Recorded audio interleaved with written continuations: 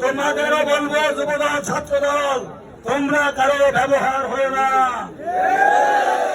তোমরা দেশ নায়ক তারেক রহমানের ভ্যানগার্ড, তোমরা দেশ নেত্রী বেগম খালেদা জিয়ার সুপারস্টার, তোমরা শহীদ রাষ্ট্রপতি জিয়াউর রহমানের আদর্শের কথা সৈনিক। তোমরা ব্যবহার হবা দেশ নায়ক তারেক রহমান যে নির্দেশ দেবে তার নেতৃত্বেই তোমরা কাজ করবে। আজকে রাজাপুর কাঠালিয়ায় যাকে আমাদের দেশ নায়ক উপহার দেবেন, বাংলাদেশ জাতীয়তাবাদী দলের প্রার্থী হিসাবে তার পক্ষে আমরা সবাই ঐক্যবদ্ধভাবে কাজ করব। তাকে বিজয় করার জন্য আমরা সকলে ঐক্যবদ্ধভাবে চেষ্টা করব এবং আমরা সেই বিজয় ছিনিয়ে আনবো ইনশাআল্লাহ।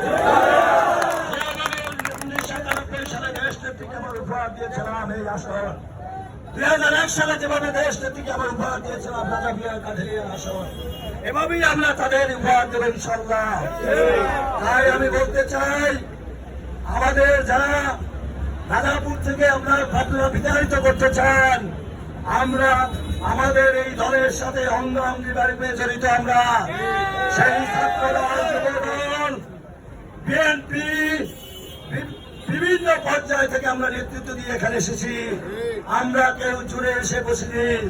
আমরা যার যার অবস্থান থেকে এই দলের পক্ষে কাজ করেছি, দেশে হোক বিদেশে হোক, সেই কাজকর্ম যে করেছি সেটা দেশ নায়ক তারেক রহমান, দেশ নেত্রী বেগম খালেদা জিয়া ওনারা ভালোভাবে জানেন।